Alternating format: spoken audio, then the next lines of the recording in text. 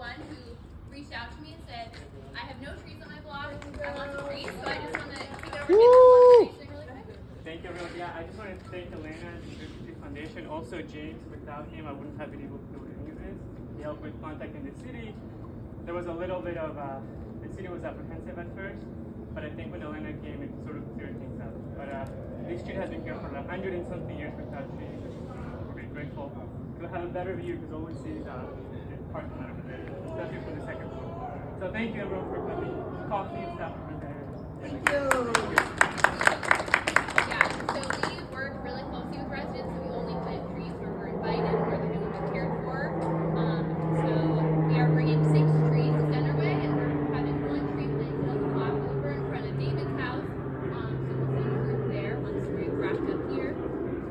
So now, so we started digging our hole, and the width of our hole, we want it to be like twice as wide as our root ball here. So we've gone nice and wide, but now we need to figure out how deep do we want to go. So when we're doing concrete cutouts, instead of measuring to the existing soil, we're going to actually try to measure to the concrete, because we want to raise that soil level, so when the mulch kind of sits on top and when it breaks down, it adds a nice flat surface.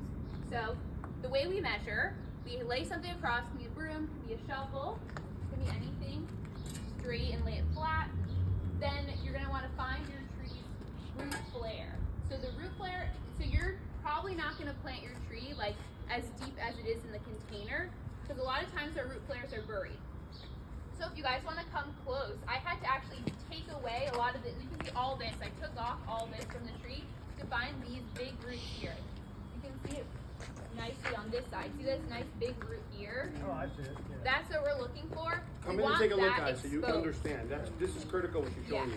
So you want this exposed, and you want to be able to see this. So this soil was like up to here. And so I took all of that away. And so we have saws that every group can grab a saw, and you'll use the saw to carve away the soil until you find this root. When you're using the saw, always go away from the tree so you don't actually make the tree, accidentally.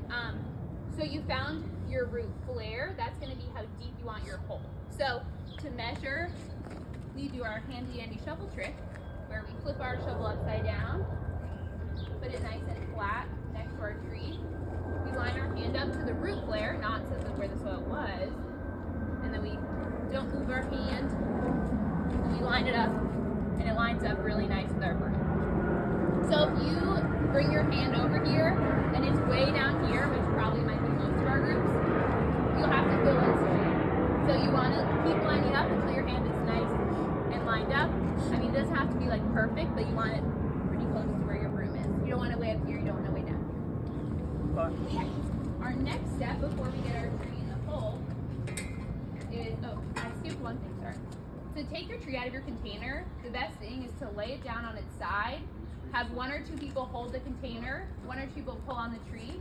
I usually give the container a couple kicks, you know, get that morning aggression out, and then it'll come right out. So it's easier to do it on its side as opposed to when it's standing up.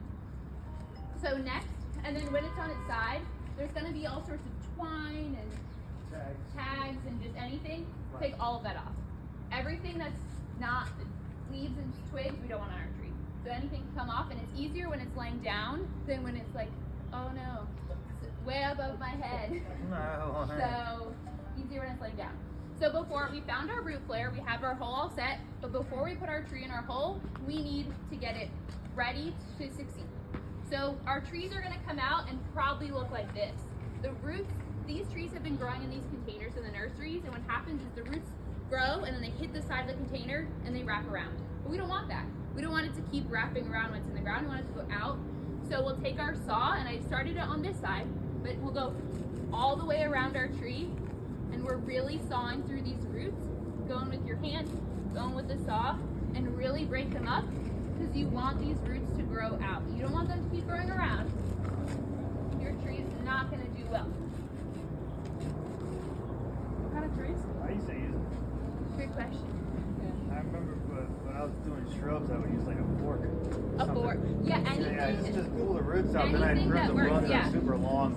Yeah, we. So they're like, you know, Yeah, you can use anything. We use these saws, but yeah, you can use any sort of sharpening. And some of the trees might not be as bad and you can just do it with your hands, but this one definitely needs the saw.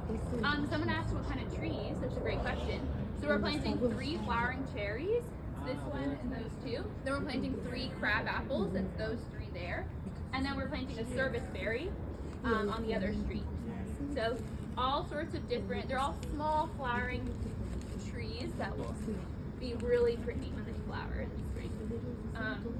So you're just kind of going to keep going around, loosening up the roots on the outside, rotating it so you get all the sides. And this feels like you're hurting the tree, but you're really helping it, because if you put that tree in the ground, it's just going to keep growing like this. And what happens is your tree will get bigger and your roots will get bigger, but the roots are going to be right next to the tree, and eventually it can just cut off the tree. So if your roots don't grow out, your tree might survive for 10 years, but then it'll just topple over one day because the roots have cut off its supplies of nutrients. So I promise we're helping it. And really get in there and get all of these broken up.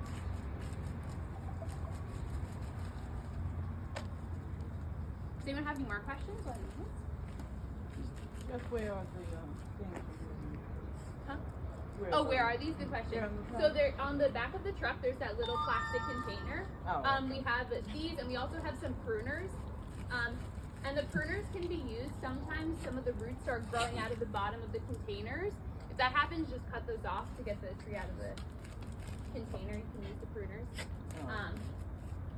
But yeah, you really. Sorry, it's been taking a minute. That's a lot.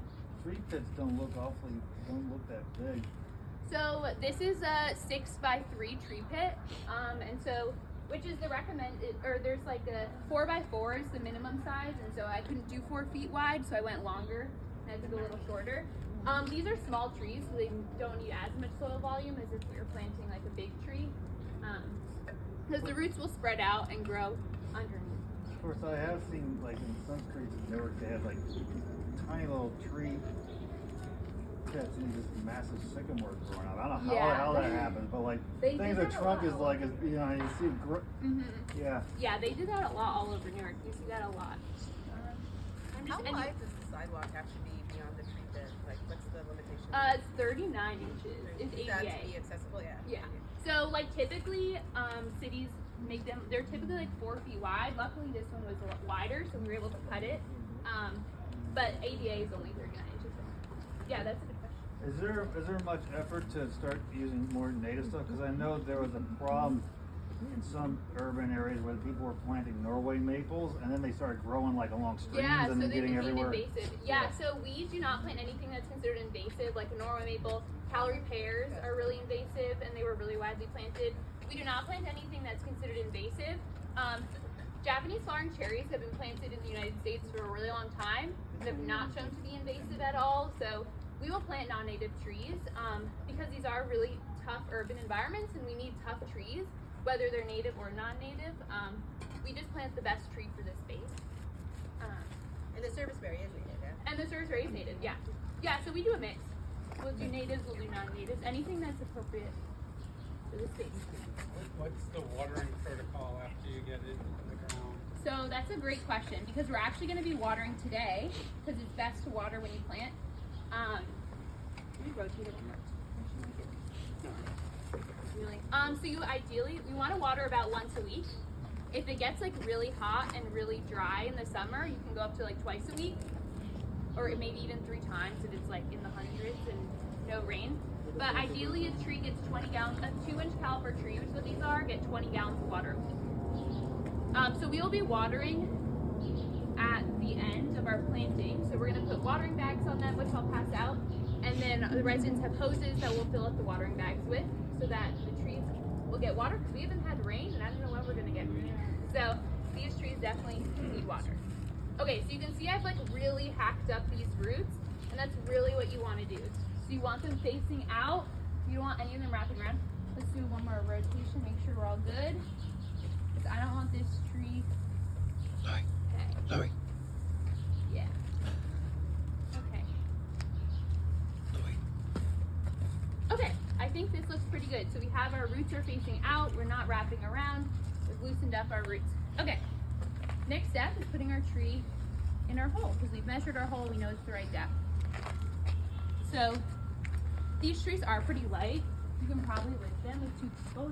You got it? Or 1 person? So you want to carefully place your tree in your hole. You want to center it. When you're moving your tree around, be careful. You don't really want to pull on the stem too much. Try to move it more with the root ball. Get it nice and centered. Now, let's let go. Is our tree straight? No. No. Which way is it leaning? That way? So if it's leaning that way, we want to fill in soil. So it's okay if it's leaning, but we'll just correct it by filling in the soil on the side that it's leaning towards. So we'll fill in soil over here, and then we'll stomp down on this soil to support it. And then, is it still leaning? Slightly. Slightly. Okay, more. Well, it's got a turn in the buckle there. Okay, yeah. So when we're looking at straightness, Not we're bad. mostly looking at the bottom, like 6 to 8 inches of the tree, because sometimes the tops are following the sun. So we'll do more. Oh, hi, the helper. Get a shovel, buddy. Hey, get over here and stop some of this stuff. Yes, we have some furry friends with us today, which I'm really excited about. I love I dogs. think he was over at the Oh donuts. my God! Look at that face. So Oh cute. my God! Did anybody take a picture Okay. of Does that look pretty straight from everyone? Okay. When you're looking Lean at that way, the though. straightness, oh, more, yeah. So you want to look at it from multiple angles, because sometimes it'll look straight to you, but it might not look straight. that? Man, I can't tell. The sun's in my eyes. I know. Oh. So when we're looking at straight, I guess, because the street itself might not be straight. It might be at an angle because it's That's a right. slope, right? It could be. This street, I think, is pretty flat, but it could be. And so you really want it to be like vertical. You don't want it to be parallel to the Okay. street. But yeah, it looks pretty straight to me. Yeah. Right? Straight, straight, yeah. Yeah. Yeah. Okay. It's got a couple twists, but that's fine. But yeah, it's mostly pretty good. Okay, so we're gonna keep filling in our soil. We can use some of this soil as well. It's like mostly roots, but you can totally use this and throw this back in.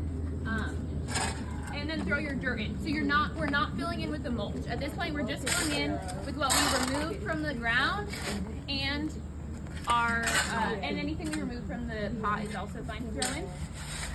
When you fill in, you do a couple shovels, and then you're stomping down. We stomp down to support the tree because we don't want the soil like so loose that the tree's doing its own thing. We want it to be nice and straight. So we're stomping down periodically as we're filling in. Does anyone have any questions at this point? Is the mulch going to be above the concrete? So it might be like slightly raised. We don't want it too much above. We'll kind of try to get it as flush as we can. We just don't want it to be below the concrete at all. So we don't want to fill too high. Yeah, so soil. what can happen if we measure to the soil level here, what will happen is we'll mulch up, but then the mulch will slowly turn into soil, and then our tree will be too low. Okay. So that's why we try to get closer to this level, and then have the mulch on top of that. We might have to tweak every tree pit, each is their own, but yeah, that's the reason we want it. Are these I know the curb is like the street's almost level with the curb. Are they trying to salt tolerant a little bit? Yes, yeah. So all the trees we're planting are going to be salt tolerant. They're pretty drought tolerant. They're tolerant of compacted soils. Yep. Yeah, these are really hardy trees. Yeah, there's some trees that I would love to plant, like a dogwood tree. Mm-hmm. It's not going to survive on the street. It's not tolerant to any of that. So we pick trees that are, going to survive. What is the name of this tree? This is a okame flowering cherry. Oh, Yeah, okame. Okame, something. Yeah, okame cherry. Does it turn red at some point? It gets pink flowers. Yeah, it gets really pink flowers. During what period? This spring. I think it's like late spring is when it'll flower. So Yeah, we're what not time? stalking when we Yeah. all come April. around. April, your flower. What do you guys do here? I have one that flowers twice a year. Yeah, these are really, they have all sorts of cherries, but they have these too, yeah. And then those are, Oh my God. so we're filling in, we're stomping in.